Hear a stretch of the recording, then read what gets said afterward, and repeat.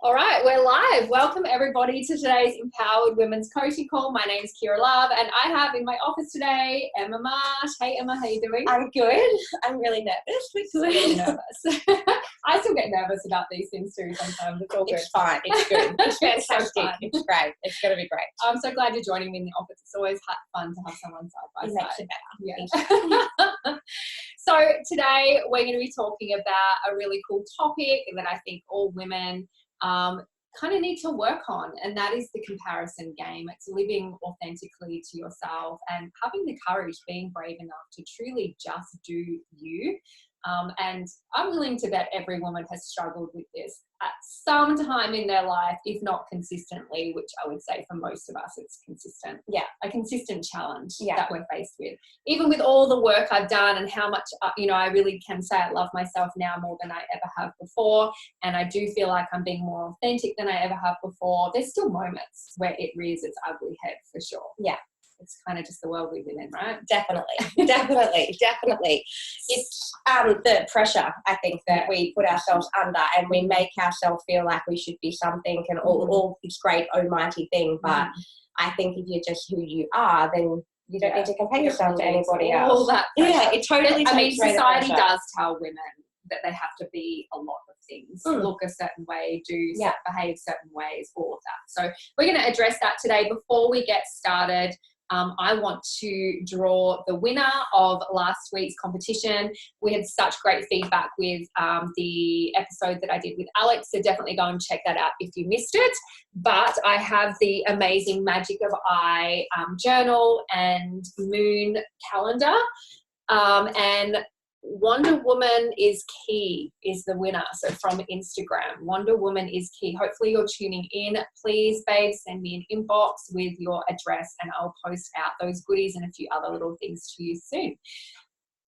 So I think that's it. Also, you can go to the description at the top, so you can join our Facebook group where you can catch up on past recordings. You can subscribe to the YouTube channel where there's past recordings, and there's also a personally recorded meditation that one of my other women who we've interviewed put together just for this group. So it really is about setting yourself up for success every day, empowering yourself to live authentically. It's a beautiful meditation, so definitely check that out. So how I met Emma and I actually do business and life together, which is really cool. So I think we probably have a mutual understanding of really having to ignite our inner boss babe, go digging and find definitely at a time that perhaps we weren't feeling very boss baby. Yes. We both have struggled a little bit with that empowerment and comparison piece. I totally resonate. And anytime Emma shares her stories, it's so powerful. Like, we get so many reach outs. You're hilarious, by the way. Thank you. I really think that you should just work on becoming a comedian. No pressure. You should have said all this at the end, so that if I bomb out today, then everyone can be like, oh, you don't need to be funny. Kira had that okay girl on, instead of like, we need to say nice stuff at the end, at the very end of it. So we do both have some notes here too to make sure that we cover off what we want to as well. So maybe you can just start by sharing how this really came to a head for you, where it just became enough is enough. Something had to shift in order for your life and your business to shift. Awesome. So, hi everybody. So I am really, really, really passionate about talking about comparison and the comparison game. So for me, I think that when it comes to comparison, it's a seed that we all plant. And I think sometimes it can happen in your childhood, where you might be compared to another sibling, or you might be compared to, you compare yourself to friends, or I remember, when my friends would come to our house and they would always be like, there's so much food here, we don't have that much food in our house. And it was like, that would be like when their comparison game started to play for them. But for me, my whole comparison game started with social media, and it was the rise of social media. And I truly think with the rise of mental health these days, and the rise of social media, they actually go hand in hand with each other. And for me, it came from the birth of my son Lachlan. So before being pregnant and having a baby, I didn't follow anyone on social media that wasn't my direct friend. Like, I didn't know that there was such a thing as a Instagram influencer, and I can't say the word influencer. I tried to say it, I can't say it, and everyone's always like, you're talking about the flu, but you guys know what I'm trying to say. So anyway, I didn't know that existed before me being pregnant with my son. So he's 4.5 now, but this is like 5 years ago. So what had happened is that I started following all of these women on Instagram that were pregnant and having these beautiful, like, you know, hypno perfect births, and they were like doing a yoga pose and the baby was falling out of them in the water and all of that stuff. And I was like, that's going to be my birth.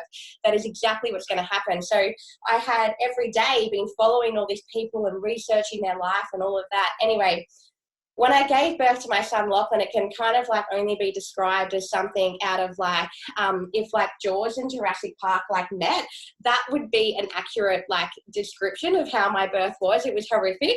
Anyway, so I came home from the hospital, and that's when I planted my seed, because I was like, how come my birth didn't happen like all these other women's births happened, and what is wrong with my body and me and my son and all of that type of stuff. So I started to grow branches in my seed, and I was watering it every day.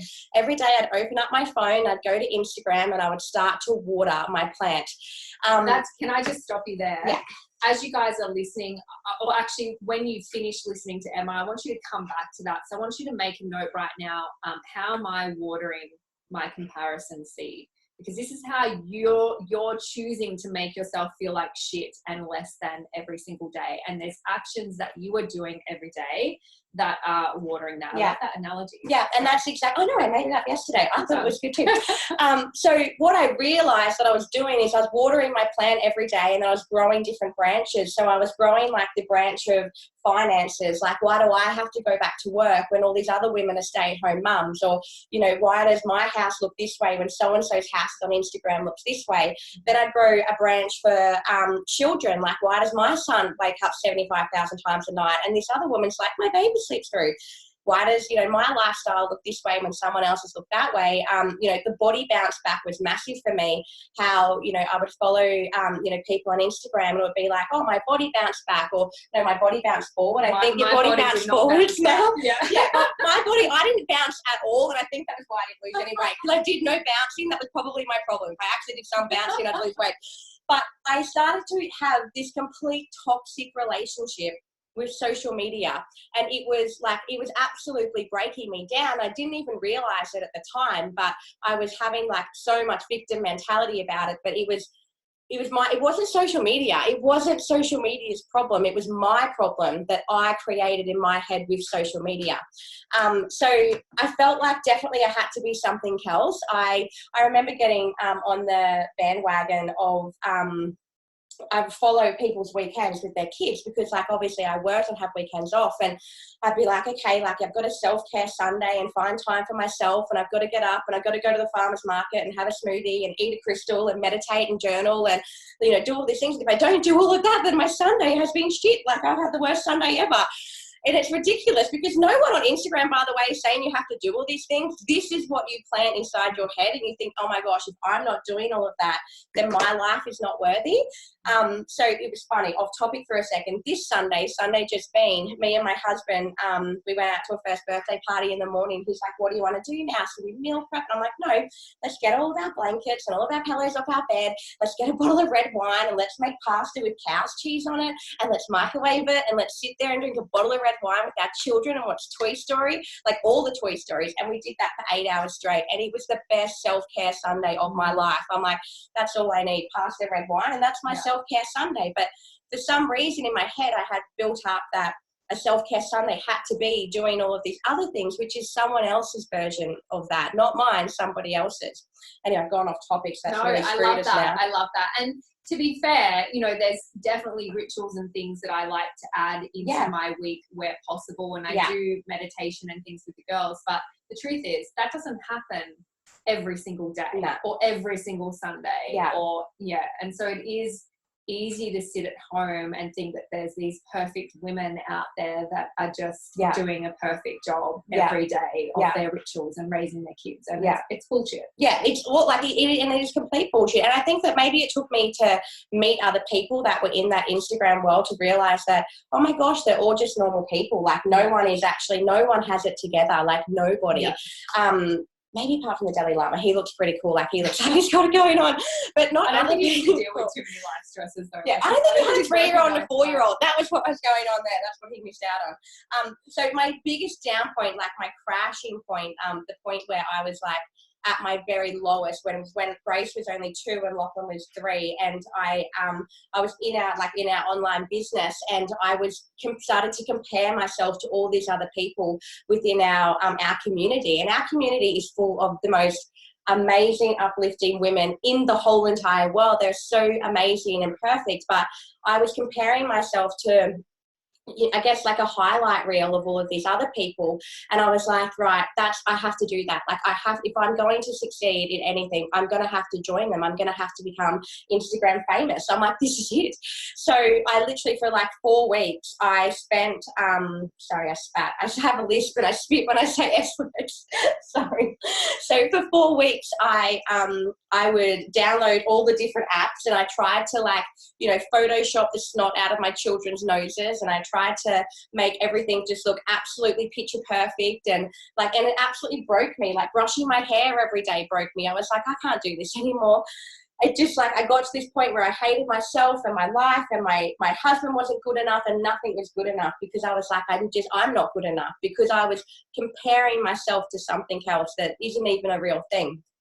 Anyway, I rang my brother-in-law, Brian. So the reason why I rang Brian, because Brian is born with this gift where he could literally be in a running race with someone, and the 2 people on either side of him could be on fire, and he would not notice. He would not stop to put them out. And he's a Christian. He would have to stop to put them out, but he would not even notice that they were on fire. He would just be like, I'm running my own race. Like I'm going my own way. So I called Brian at this low point in my life, and I said to Brian, I'm like, Brian, I just can't do it. Like, I can't keep up with this Instagram stuff. I just can't do it anymore. And Brian was like, Emma, like he laughed. He really did laugh for a really long time. But then when he finished laughing, he was like, Emma, to be a waste of the person that you, he said to me, to be a waste of the person you are not is a waste of the person that you are. And comparison is the thief of all joy. And when he said that to me, I was like, you are totally right. Here I am with my, my beautiful children in my beautiful home. Like as soon as he said comparison is the thief of all joy, and I stopped comparing everything to everything else, I was like, I have the most amazing life in the world. I have the most amazing friends. I have the most amazing sisters. I have the most amazing family. I have the most amazing everything in the world. And I stopped looking at what everybody else was doing, and I just started looking at, I just started living for me and being me, and just being like, we miss so much of the magic in our own life by constantly looking at others. And my favorite quote, which is similar, is the most magnificent you'll ever be is yourself. And I honestly can say that not only is my life more magic the more I'm just doing me, but I do think that my potential and my success has magnified the more I just do me. Yeah. Because people can pick up on that authenticity, and I think it's appealing. It's rare to be around people that feel like they're genuinely just being themselves. They're relaxed in who they are. They love themselves. And they're not scared just to be. And that's when life truly becomes magnificent. You start realizing, you've got your beautiful family, and there's so much around you that is just so magic already. And we play the comparison game with everything, especially with children now. I will get onto social media, and I'll look at someone's social media page, and they'll have their 4-year-old on there, and then they'll be writing my name is da-da-da-da, and I'm in da-da-da grade and go to da-da-da school, and I look at my 4-year-old, and he's biting the couch, and I'm like, Lockie, what's going on? But I have to, and then I all of a sudden compare him. And the thing is, my son is the most magical person in the world. He's so funny, and he's so excitable, and he's so, he's just so excitable, probably too excitable to get that checked, but he literally is so amazing. And I'm like, but here I am comparing him to this other child because he's not up to reading and writing. And to do that, I just think it's so hurtful. The favorite quote that I have got is, oh wait, I got to find it first. The quickest way to kill something special is to compare it to something else. And when I read that, I was like, that is so true. Like, yeah, like you can have like the most epic, I know at Christmas time, that was a big one. I remember my friend reaching out to me saying, oh, you're just so lucky. You have, you know, all this massive family and all of this massive perfect table and all the rest of it. And I'm like, but your Christmas, before you saw my photo of my Christmas, you in that moment loved yours. You thought it was the best thing in the world. And then you got online and you saw someone else's and went, oh, it wasn't as good as that. Yeah. Like, and you just all of a sudden break yourself down, and that is like, it's a toxic relationship that you have with social media. That was another thing I was going to bring up. You know, what's that statement, how people always say, like, you hang out with the 5 people, like your 5 average of your surrounds, the 5 closest people to you. Yeah. So the 5 closest people, like you're like the average of them or whatever it is. So like basically you want to hang out with, you know, 5 really cool people, because whatever they're doing is like the type of thing that you're going to be doing. And I think it's the same for Instagram. If you go to your Instagram page and you refresh it, and those 5 circles up the top that are Instagram stories, like if those 5 people are not inspiring people, if you look at those 5 people and go like, oh, I only look at them because of whatever reason, or I only want to, like whatever it is, like if you're comparing yourself to those 5 people and they don't inspire you, then you need to like unfollow them and find a new 5 people. Definitely. Like that's a great like that. I made that yesterday too. My 5 are always like my 5 closest friends, so I can spy on them all day, see what they're doing. Lucky they're inspiring. Your friends are inspiring, and some of your friends are my 5 as well. But like for me, like my 5 are like my husband and my sister, and then you are definitely one of my 5, and then my friend Ash from school. No, you really are. We can check. But I look at your stuff and I'm like, that's inspiring. And I don't copy, like, you know, we were talking about that before we jumped on here today. And I'm like, I don't copy Kira's life and be like, you know, like when Kira made a sacred place at her house, I was like, oh, I'm going to make a sacred place. So I got 4 little tiny crystals and I put them in the corner of my desk, and like a little, it looks like a seance or something. So I had to check on that. But like these 4 little crystals in like the corner of my desk, and I put a picture of our family, like me, Cameron, Lachlan and Grace in there. And I have my I am cards in there. And I was like, oh, I love my sacred place. Isn't it beautiful? Because I have a healthy relationship with social media now, where I don't look at that and go, oh, it's so easy for Kira to have a sacred place because she has a spare room in her house, where I have spare rooms, but they're all full of crap, so I can't make any of them sacred unless I'm willing to clean them. And the truth is, I have a spare room because I'm an independent mum, so I've got all this spare space. Exactly. So you start this comparison game, but it's like, it's not better or worse. Yeah, it's like that. The grass isn't always greener on the other side. Like, it definitely isn't. Like, totally is not. That was like my next statement that I was going to make of how we always say the statement of it's so easy for her because I shared this on one of our trainings that we did recently for our community, and I had so many people reach out to me and they're like, I say that every day. And I'm like, I'm not kidding. Like, I could say that statement. I could see a woman like pushing 17 children in a pram like at 4 o'clock in the morning, like up a hill with joggers on, and she could be like the same size as me, and I'd be like, it's so easy for her because she's got nice activewear. I could find an excuse for everybody, and I used it like with everything. Like, I was all the time saying like, it's so easy for her because this, it's so easy for her because she doesn't have to work, you know, full time. It's so easy for her because she's a stay-at-home mum. It's so easy for her because, you know, she's got a big house. It's so easy for her for all of these reasons. And like, for me, what I realized that every time I was saying that, it was so damaging. Like, it's so damaging. It was giving me an excuse to live in my own misery and my own suffering and be like, my life's so hard because of this reason. Does that make sense? Yeah, it's that victim mentality and that I consciousness in your mind. So constantly focused on I, and that causes yourself suffering. Yeah, definitely. Like, I remember going to the cafe the other day, and I was meeting 2 of my friends there, and we were running late, and it was like 40-degree weather, like on the Gold Coast, and my son had forgotten his shoes, and I was like, you can't walk on the road, like, you're going to burn your feet. Anyway, and he's like, I want to go on the pram. So I was trying to shove him in the pram. Like, he's 4 and he's massive. I'm trying to shove him in the stupid pram, and I'm trying to rip the cover off the pram, and I'm trying to YouTube like how to take a cover off a bugaboo pram, and I'm sweating, and then Grace is still in the car dying. I'm going to get her out. Anyway, I have to carry everybody. Then I get to the cafe, and then my girlfriends were sitting up on a step, and I'm like, oh, it's so easy for them to sit up there. They don't have a pram. They don't have children here. Like, and I started this whole entire spiel in my head, and then when I sit down with them and I'm like so mad at them and they don't even know about it, and I sit down with them and I'm like, life is so easy, and then they're like the stories that they were telling, I was like, oh my gosh, that life is not easy. That life's not easy at all. Like, but I've just made this up. I've literally just created this story. I put it out there to the universe. My life is so hard because I have to take 2 kids with me to a cafe when. And the reality is, obviously, it is easier for them to get to a cafe on time than it is for, like, if you're taking children. But it's not going to change your situation. Like other elements, One of the best ways to kill resistance, because I remember that feeling well. And to be honest, I'm glad that my kids don't need help in their car seats anymore. That I'm not pulling. I know the feeling.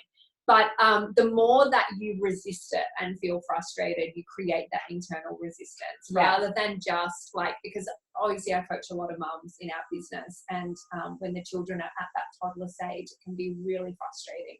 Because they see women like myself who are through that phase, and there are elements that are easier now because of that. But obviously we have other challenges as well.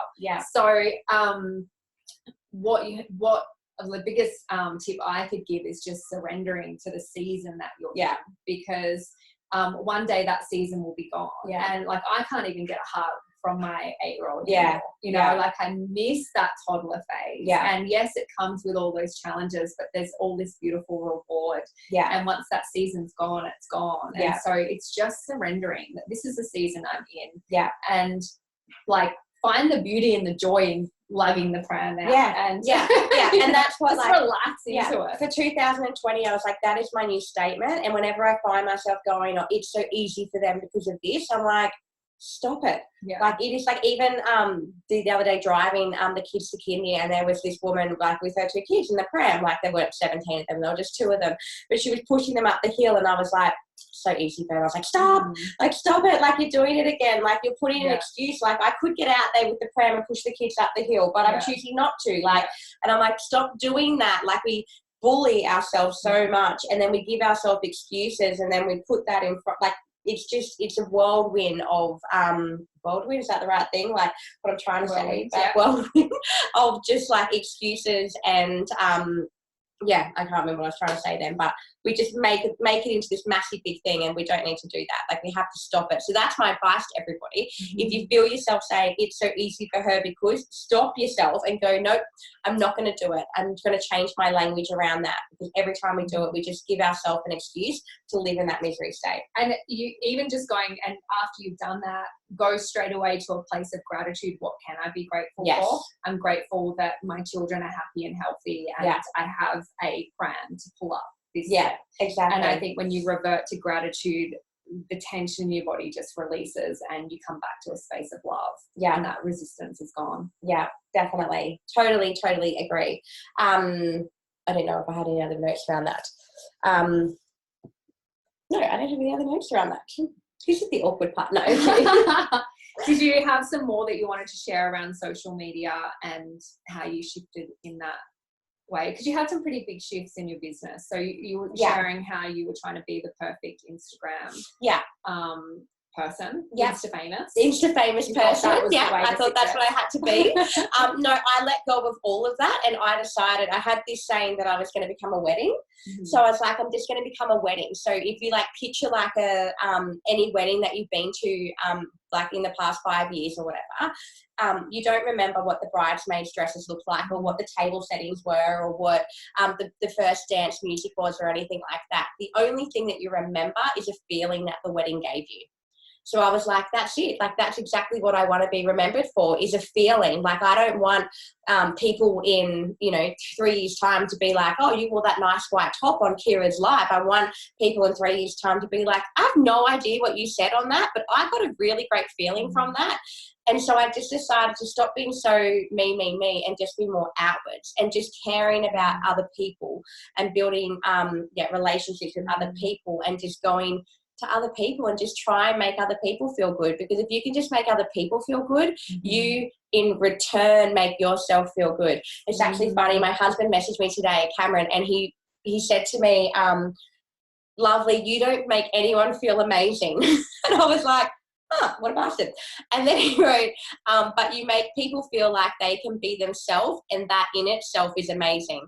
And I was like, oh, you should like, I know, right? So you should totally quote that. I reckon he totally got that from a quote. I'm going to check that out. I'm going to Google that later on. We'll post it later with his name. Make him famous. We totally can. But I realised like that, and that's what it's about. Like, it's not about, the more that you can just step in to you and be you, and not think that you have to be anything else but yourself, then yeah, as we mentioned before, like it just, the amazingness in your life, that will take it away. Like it'll just be perfect for you. Because for me, for me, it really is now. Yeah. Like, oh, don't get me wrong, I definitely have days where so much freedom when you just be you, like the internal freedom, and you don't realize how constricted you are until you just embrace being you. And you know, one thing around that, whether you're being you or the version of you that you think you're meant to be, that you know you've grown up being told to be, or whatever that you've shaped yourself into because you think that it's more socially acceptable. It doesn't matter if you're being that version of your uptight self, which I used to be very uptight because I was constantly walking on eggshells trying to maintain what I thought I was, you know, was socially acceptable. And regardless, you know, when I relaxed into just being me, there are people who don't like me either way. There are people who are going to judge me either way. There are people who misunderstand me either way. So who cares? Like, just choose the one that makes you feel better, you know, just the one that has the internal peace and freedom and, you know, where you can really grow and learn to love yourself because people are going to there's going to be people in the world that are still going to talk shit. 100%. Yeah. But you need to stop caring what those people think anyway. That's what's crazy, is we care. These are the people that we care. The reason why we're hiding our true selves is because we care so much what these people think. But the truth is, they're the kind of people whose opinion we should care less about. 100%. You know? Yeah. It's that whole "they're not in the arena with you" thing. Totally. So, if you're going to judge me, then you don't really have a right, or there's no space in my life for you. No. You know? No. And I realised that, and it took me a long time to realise that people that do that, they're living in pain and suffering themselves, and that's the only reason why they do it. 100%. And so that's where you can lovingly create space, have space, and lovingly not project back on that person. So for me, for example, if I get a judgment on social media, or if I hear that someone's gossiping about me or something like that, I would honestly just feel bad for them. I'm at a place now of strength in myself that it would not get me down on myself. I wouldn't have a cry about it. It wouldn't reduce my self-worth or my self-confidence. I would actually genuinely just go, I wonder what's going on for them. How sad it is that they even have the time or space to produce that negativity on someone else. And 90% of the time, the people that are in that, because I've been that person before, we like have. totally been that person. And we all probably still, not even probably, there are times where we all get caught in gossip or whatever, and it's, you know, and judgment. And I think the more you fall in love with yourself, the less you do that, because judgment of yourself and judgment of others, I think, are linked, and the less you judge yourself, the less you're then judgmental of others. 100%. Like now, like I'm at a point now with like my friends or whatever that like some of them live like, you know, this, like they can have like cleaners like 4 or 5 times a week. And I'm like, I used to be like, oh, you know, how dare they have a cleaner 4 or 5 times a week? And now I'm like, how epic is that? You're going to clean it up 4 or 5 times a week? Like, high. Like, that's a goal. Like, but I being used happy for your friends as well, you know, that's a big thing. 100% being happy for it. But when you're not happy, like when it's all your own stuff, and it took me so long to realize that. Like I was living in this world of just like you know, oh, it's so easy for like my sister-in-law Fiona, she's a perfect example. I would, you know, go to her house and it would be immaculate. I'm like, you have 4 kids, how is this immaculate? Like I have 1 and my house looks like a bomb. And she's like, oh, well, you know, we have a cleaner like a few days a week. And I'm like, oh, it's so easy for Fiona, she's got a cleaner. Like, the truth is, Fiona really does, like, clean a lot. Like, she's a psycho. Like, she cleans high feet, but she cleans a lot. But I would sit there and resent her because of it. But I realised it was all me. It was all my problems. It's all my stuff that I've got going on for me. And I'm living in that, that comparison of suffering and all that. And don't get me wrong, you still visit that place. Like, just as we said, you definitely still visit there.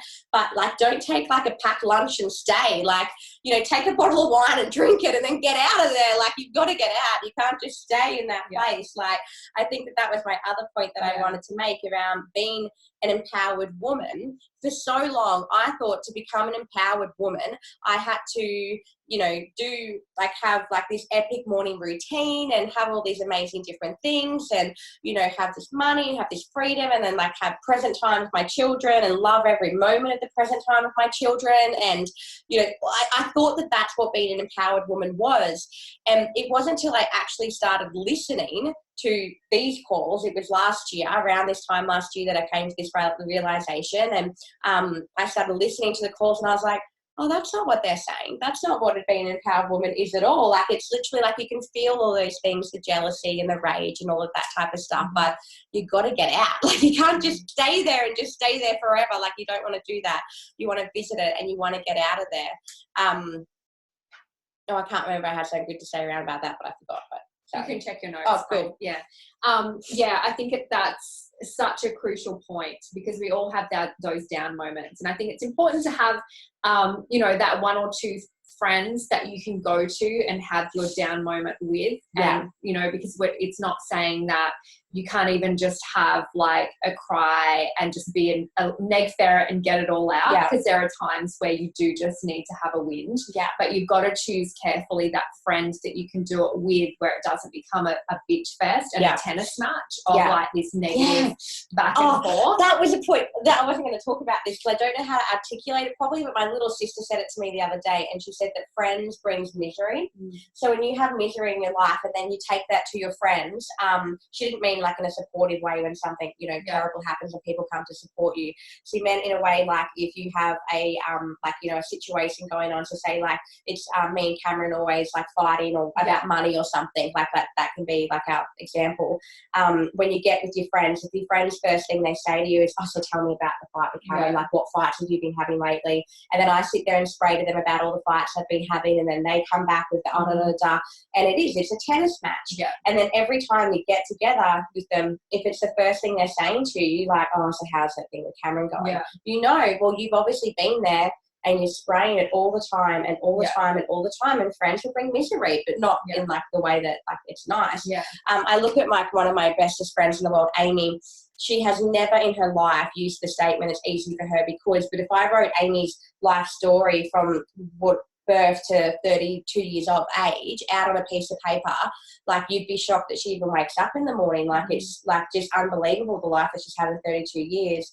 And I said to her the other day, something very horrific has happened recently, and Amy said to me, I don't want this to be it. She's like, and when you sit with Amy, you don't go, oh, so how's that going? At all. Like you just talk to her because she's full of so much.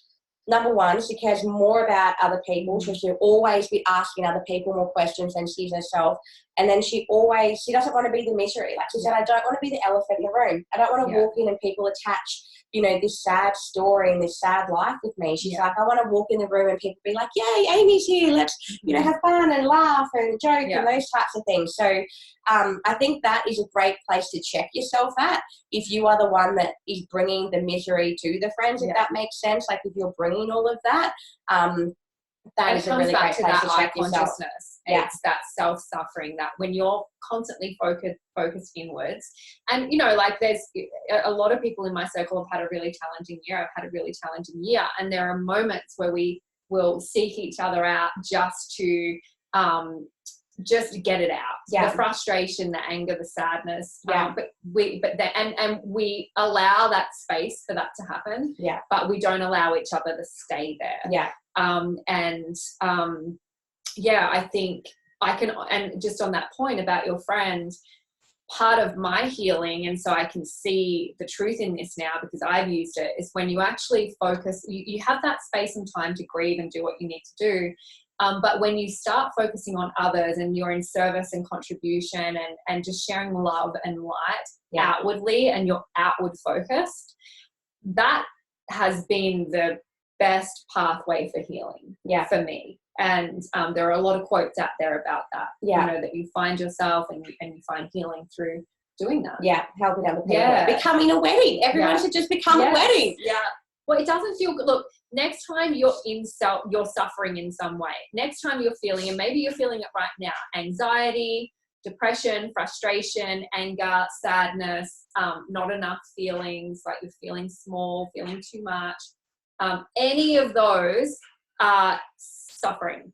Yeah. Okay, you're suffering if you're feeling those. Yeah. And if you just take a moment, whether it's just a short moment to breathe, like a mini meditation, I want you to become aware of the inward focus you have. That's why you're feeling those emotions. When you start focusing on gratitude, when you focus on being present to the now, because anxiety and depression, they're not being present, they're focused backwards and forwards. That's when you're present, you're in love. And you're connected with what's around you, and that's an outward focus, and it immediately dissipates those suffering feelings and thoughts. Yeah, definitely. And I think for me, like I've always had, I think I mentioned that before, how you always feel like you have to feel like an empowered woman 24/7, which no one's telling you that, by the way. Like, that's you thinking that yourself. Like, no one's ever said, like, it's not like I've ever said, Kira, you need to be empowered 24/7. If you're not, well, there's no point living. You have to be empowered 24/7. No one has ever said that. And so I think for me, like, mine is my most disempowering moments is dressing my children and strapping them in the car. And so when I have to get them in the car and they take off their shoes and they put their shoes back on, and I'm just like, my thoughts are like FML, FML, FML, FML. And I'm just like, get in the car. And I'm like this, I turn into like this beast of a woman. Like, I'm just like this crazy animal. And I realized that, and when I'm doing it, I say to myself, I'm not being empowered. I'm not being empowered. Emma, you have to be empowered. Like, come on. And I'm like, I'm not empowered, and I don't want to be empowered because I hate this. And then I close the door of the car, and then I stand on the outside of the car door, and I'm just like, and I try and do the deep breath, and I'm like, meditate, but I just can't, because I'm just like, I'm too angry to do any of those things, and I'm not empowered in that moment. And then I would beat myself up on it. And then later on, I'd drop them off a kindy and be like, why can't I just be like, why can't I be empowered all the time? Why can't I just be happy all the time? And why can't I just have, this beautiful, peaceful life? And then I realized it's not meant to be peaceful and all of those all the time, because you're meant to experience all the FML moments. So then you can, when you go back to the happiness moments, you understand that that's what the happiness. Them. Yeah, like, you need the polarity. Yeah, and to, like, the little tips like that of how to get around that for me when I have this psycho outburst in the morning, and like I used to get on social media in the morning, and I would see that someone's, gone for, like a run, and they've been at the gym, and my husband's one of those people, so I'd resent the shit out of him. I would look at the beautifulness of everyone's morning routine and the crystals and the candles and everything, and I would be like, oh, like, this is what I'm meant to be doing, but I'm not doing any of it. And how I just surrendered to it. I just gave up, not gave up, but I was just like, you know what? That's not what it is for me. I don't have to do that. That is exactly what it is for somebody else, and no one's pushing that on me and telling me that I need to do that. That is how it is for them, but it doesn't have to be like that for me.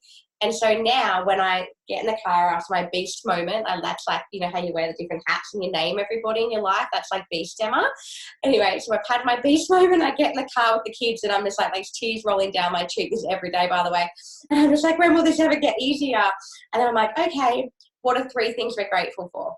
And then we do 3 things we're grateful for. And it's hilarious. We have a 3-year-old and a 4-year-old. So my 4-year-old's always just like Transformers, my iPad time, and ice cream. And my 3-year-old, she's pretty cool, actually. She does say some really nice things. And then I say the 3 things that I'm grateful for. And us doing that little practice for 3 minutes in the car is just as powerful for me and what I need in my world than for someone that's been up for 2 hours doing journaling and, doing all those different types of things. So I love that you pull your kids into that as well. Yeah, because definitely. we all as mums have our disempowered moments where we're ashamed and we're like, I was not in my best form as a mother in that moment. Yeah. For me, I do my best just to find humility with my kids after that moment, so they know that I'm not perfect. Yeah. And try and pull them into a love and connection creating moment like that. And that's what we're doing. You're creating a connection with them. Yeah. Because anytime we're frustrated with our kids, we cause disconnection. Yeah. Which we're all guilty of. And then when you do those beautiful gratitude practices and things, it rebuilds that. It puts it all back in. Yeah. And then we play a song. Like we have like a 9-minute drive from our house to their kindy. So we'll play a song. Like we'll do our little gratitude thing. And sometimes, don't get me, even after like doing the gratitude things, I'm still a beast. I'm still not empowered. I'm just like, so then I'm like, okay, let's play a song now. And then they get to pick a song. Most of the time it's a Paw Patrol theme song, but whatever, it's great. And we pump it in the car. And I do now.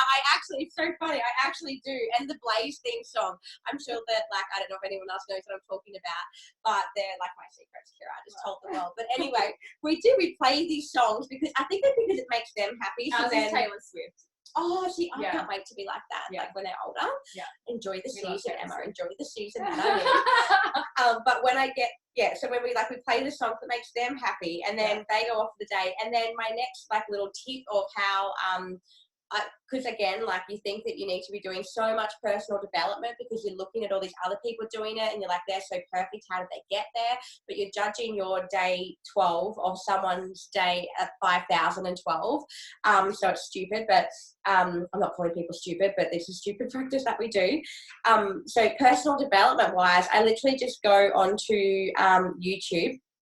And I'll just now they're just there because YouTube stalks me, so it knows.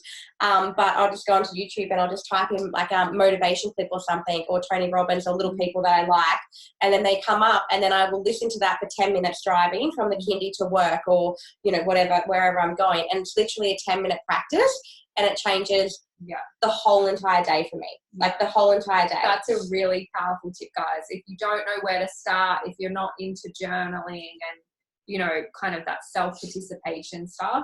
It's literally even 5 minutes. Oh, yeah. And you're multitasking it. Yeah. So you really can find that time. Like, just honestly, if you're starting from scratch, you don't know where to start. If you just chose a different motivational clip. Yeah. I prefer the word inspirational. Inspirational. I didn't get that memo, Kira, so I didn't know I was using that word. No, Inspirational.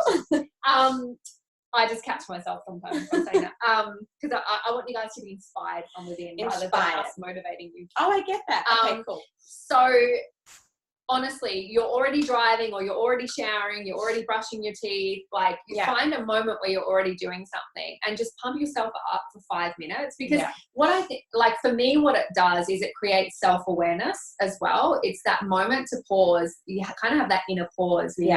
I've been a bit of a neck ferret this morning. My brain's been on a bit of a downward spiral this morning, or I've been a bit crabby, or it really does just bring that self-awareness, and then you can kind of set your mind, reset your mind and your energy, I think, for the day. And if 5 minutes, 10 minutes is going to change a day like that, it totally does. It totally does. And that's all it takes is that amount of time. And it's funny because when in our business, whenever we're talking to women, I'm like, you just need to find 5 minutes or whatever. And they're like, no, I don't have 5 minutes. You don't understand, my life's so busy. It's so easy for you because, all of that stuff that we do. And I love it because I'm like, oh, I was so you 2 years ago. I cannot wait to see where you'll be in 2 years' time. It's going to be so much better than what it is. And I think what your word, surrender, that's what we should have named today, surrendering, not be you. We should have called it surrendering. We'll have to change all of the clips, everything. But I love that word. It's because surrender is a very feminine action. Yeah. And even just when the feeling of that word, your body relaxes as you say it, I think. Just the vibration 100%. Of the word. Yeah. Because we're all holding on to so many things. We become so inflexible and frustrated, and comparison, all of those ugly, suffering, harsh words. Yeah. And surrender just has so much peace to it. I love it. Very flowing. And it's finding what it works for you. I went through this phase where the buying book phases. So literally, if someone said a book, I'd be like, oh, got to buy the book. Got to go to the book. Can't go to Target and get it for cheaper or Big Dove. I've got to go to the bookstore because that's more Instagram worthy, and I've got to buy the book. So I would buy all these stupid books, and at home on my desk, I have a stack of books this big, and it's I don't even, what was I ever thinking? I'm not going to read a freaking book. I'm never going to read a book. I am 34 years old and I'm an adult, and I'm allowed to say I've never read a book in my life and I can't see it happening. I remember buying the Conscious Parenting book. I think one of our mentors, Linda, recommended the Conscious Parenting book. And I was like, right, if Linda is conscious parenting, then I need to be conscious parenting. I'm going to go buy this book and I am going to conscious parent the shit out of my children. It is going to be fantastic. You watch the person I become. And I read like 3 words and then I was like, and that was 2 years ago. And then I look at the books all the time and I'd be like, oh, you can't even read a book. But then I just realised I don't have to buy the book. Like, I don't need to do that. I can just get it on an audio book to begin with. Listen to that while you're driving. I still buy books and I do the same. Like, I have them there with the intention of reading. And I think because life is so busy, I do find it hard to sit there and read because I start thinking about all the things I should be doing. Whereas audio, there's so many times I can multitask that, and I get through a lot of content through Audible. My favourite was when I just need to know the information, that whole book. I just need to know it in 10 minutes. That's what I need. So I bought the book and then I didn't read it and my kid drew all over it. So then I was like, I'm really conscious parenting, aren't I? And then when you had your guest on a few months ago, the beautiful woman that's just living on the Gold Coast, and she came here and did the thing, that was epic. That was an hour of an empowered So call. we did a conscious parenting you're talking about. Yeah. Suzanne. Yeah, it was so good. And I was like, I don't need the freaking book. And I listened to that while I was at gym and I was like, this is what I need. But I need to not take like when people go, oh, I've read this and I've read this, and I look at them and I inspire to be like them one day. And I'm like, well, to get there, I have to do all of this. But really, it's not. Like, I just inspire to be myself. And if I can't read a book, well, that's okay. I'm 34 and I can't read a book. But I can watch an empowered call that talks for an hour about, conscious parenting. Mm-hmm. I don't know why I mentioned all that, but I just did. And, you know, like, because I talk a lot about routines and that kind of thing as well, but I don't have, you know, a consistent, disciplined every single morning because every morning's different for me. Sometimes I have my kids, sometimes I don't. Yeah. Sometimes I'm genuinely just exhausted and I need to, you know, get to 7 a.m. sleep in. Yeah. Other times I'm bouncing out of bed at 5 a.m. and I've got all this time to fill with my rituals. You know, sometimes it's the middle of the day meditation. Yeah. Morning meditation I don't find is great for me because I find I just want to fall asleep. Yeah. I love meditating in the evening before I go to sleep because it helps to start shutting my mind down after, because a lot of my work happens in the evening. So my mind gets overactive and then I find it hard to sleep. Yeah. So it really is, for some of you, especially if you've got young kids, you've got to surrender and be flexible because otherwise you constantly have internal resistance. You're constantly wishing away the beautiful time that you have, the precious time of your kids being young, because you're just like, if only you just leave me alone so I could do this. Yeah.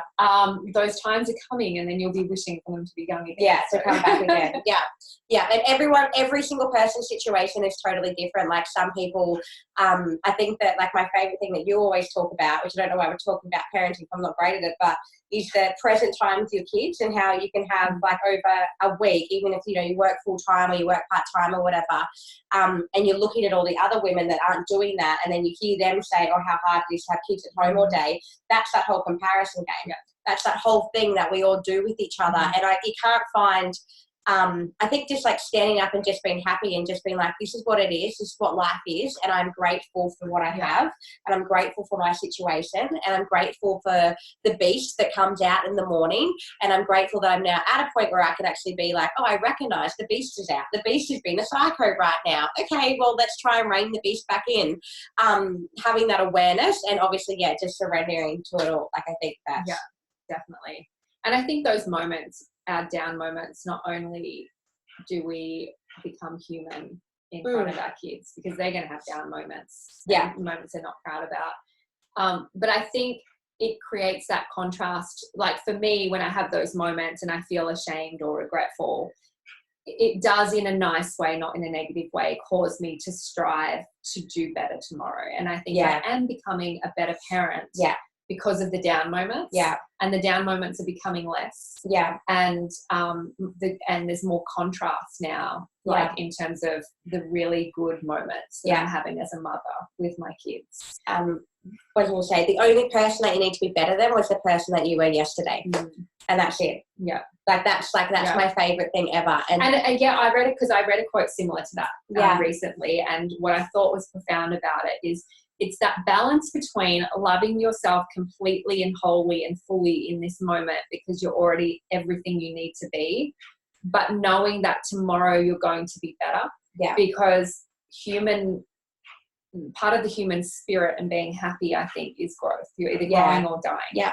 And so for me, when I was stagnant in my life, that was when I was the most unhappy because I wasn't moving anywhere. I wasn't growing. There's no joy in that. But moving is part of your nature. Yeah. So when we say that you're going to be better tomorrow, a better version of you, it's not saying that you're not good enough right now. Yeah. It's finding that complete love and peace and knowing you're everything you need to be today, but knowing that you're going to have growth tomorrow. Yeah, 100%. And it can be like, for me, like that, I look at that quote, like be the better person yesterday, and I think like that has a different meaning for me, and the meaning is like, I think, okay, so today, like I look at the challenges of the day and it might be like, that was really hard having to go to work and then pick the kids up, and then I was cranky, and then this happened and that happened, and I wasn't organised, and then I got on training late.